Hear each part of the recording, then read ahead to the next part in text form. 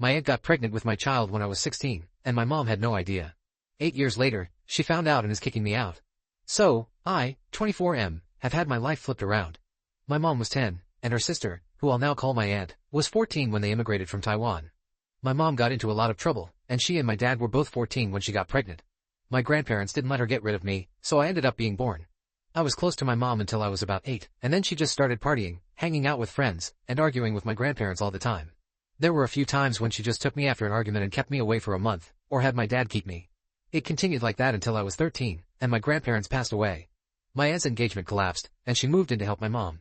That's when my aunt started grooming me, and it messed me up. My grades dropped, I started screaming at mom, and blaming how she used to act for my actions. I got into fights at school, and I was so afraid of my aunt to the point where I'd start cuddling with my mom all night just to stay away from her. When I was 16, my aunt got pregnant, and she moved away with a friend like a week later. She came over once after the baby, David, was born, and when my mom went out for a little bit, she made me hold him and took a photo of us, saying I should hold my son while I can. Then she moved with David to Taiwan and started living with a cousin. I have tried to forget everything she did to me. I graduated with honors and got a wonderful job. I have tried to make my mom proud. I just got her a car.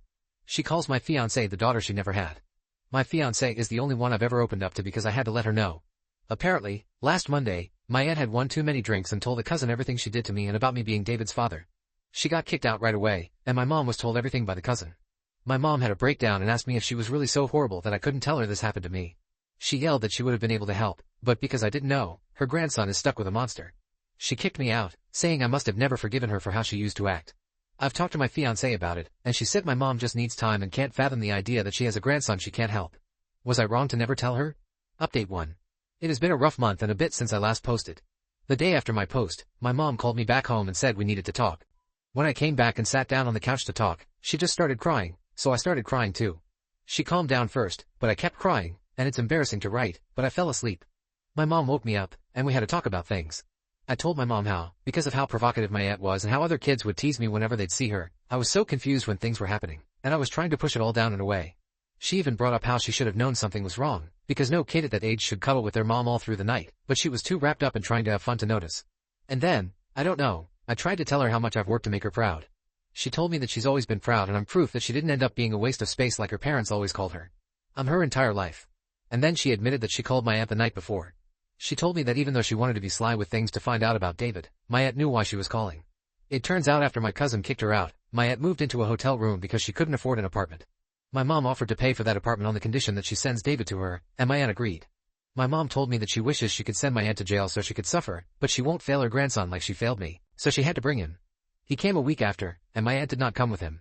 She sent him on the plane with a relative who didn't know what was up and left the day after to visit other people. He was really quiet and confused, and my mom took him around everywhere, trying to get full custody of him right away. I don't know anything about this legal stuff, or how he was even allowed to come with a guardian, but my mom has told me not to worry about it and that she's handling it. He did refer to my mom as his aunt when he came, but as soon as our relative left, she made him start calling her grandma. As weird as it's been, he's also been calling me dad. He seemed uncomfortable with it at first, but he's kind of gotten used to it. My mom has loved being a grandma, and David is already really attached to her. I know it's only been a little bit since he came, but it reminds me of myself at that age with how I used to cling to her. She has introduced him to all her close friends. Whenever they ask about his mom, she just says that she's in Taiwan and sent him over for a better life with us since I'm getting married. Yesterday, my mom talked with me and pointed out some strange stuff with David that she's noticed, and expressed her belief that my aunt was starting to do to him what she had done to me. I don't really know what to do with that info. My fiancé has told me I just need to keep handling it like I'm doing and stay confident. I'm doing my best, but with how things have been, I don't know if it's good enough. That said, I do feel like I'm mentally better knowing my fiancé is good with my mom taking in David, and my mom and I clearing things up about what my aunt did. Update 2. I don't really think I'm going to keep doing these. Maybe I'll do one way into the future if I feel like it, but I felt I needed to give another update because I got a lot of messages about my aunt, and I felt I needed to get some things off my chest. I do wish things were different, and I wasn't in this situation, but I am in it, and I have to see the good because the bad can be too much.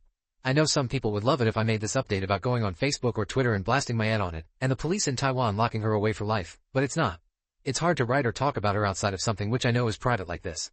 And if I had to think, that's because I still feel guilty and conflicted and almost wonder if I deserved it or if I wanted it, even though I know that's not true. I hope that she lives a terrible life, but what's best for me is staying separate from her forever, and I won't be doing anything to associate with her again. A lot of people had an issue with my mom forcing David to call me dad or father while taking the title of grandma. And I won't lie, it is weird and uncomfortable, especially because I don't feel like a father, and I don't even know what that means. But it's not making me feel sad or mad or anything. Just a little offbeat, and I don't think it's anything to be angry over. As for the rest of it, my mom officially has custody of David. I don't know how the process went, I don't know how it happened so fast, or if it was even fast. I do know she did get sent documents from my aunt's lawyer in Taiwan, but she's kept me uninvolved to avoid stressing me. The thing is that one day, David said something about his mom needing him to make babies. My mom honestly cried harder than she ever has that night, and when I went to her, she just kept crying, hugging me, and saying she's sorry. And do hope that David will snap out of it soon. He does like seeing the child psychologist my mom takes him to. She's gotten David into school, but because of his situation, they have meetings with a school district psychologist. She's got him a translator because his English isn't that good, and apparently the school's resource team is setting up something called an IEP. As for David himself, it's weird that he misses his mom, but he does. I understand missing Taiwan and being scared of a new place, but I don't know why he misses her, especially since she was doing that to him. He has become really attached to my mother, and she loves being a grandma. She joked to me one day that the best thing is that nobody at work flirts with her anymore because she's a grandma. I guess the line for some guys is that she's a grandma before she's 40.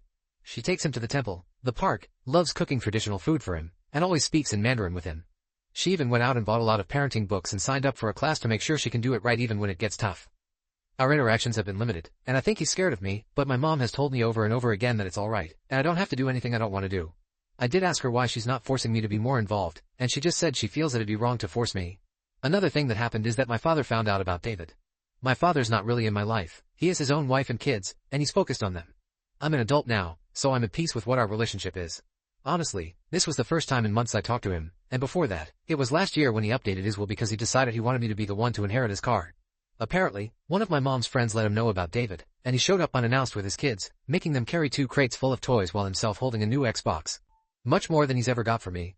He talked to my mom about everything while his kids played with David, and I won't lie, I felt jealous of them because it seems like being an uncle and aunt is easier than being whatever I am. But when my dad talked to me that day, we were alone in my room, and he cried too because he never wanted me to be a dad as early as him, and it was weird seeing him cry or be affectionate with me. My mom and dad did take David out to the park that day, and he honestly had so much fun with them. I saw them come home, and he was walking between them, my mom holding his left hand and my dad holding his right hand, and they seemed to be having so much fun. It was almost like that could have been us if the timing was right, and that did feel really sweet. My mom has let my dad take David to his house a few times as well, and he started calling my dad's wife Steppy, which is weird because she's more Chinese than my mom is. They still call me on FaceTime just to talk with him, and my dad has come a few times since then because they want to see their nephew. My mom is going to go with my dad's family on Halloween because they all want to take David out. The best thing for me, though, has been my fiancée. I guess I never really understood the term that she's my rock before this, but I get it now. My mom gets it too and has me call her whenever things start to get uncomfortable, and I get why she calls me when she's in a similar place. Her family has been amazing and understanding too. They've got a very sanitized version of what happened to me, just like my mom, but they've all been so great to me. It's weird because it's like I got the one fiancé whose family treats me well despite it. And I won't lie, her parents are very traditionally Chinese, and I was scared they wouldn't keep approving of me, but her grandfather gave me a hug. So, I am in a better place, and my fiancé is probably the biggest reason why. Thanks for listening to my TED Talk.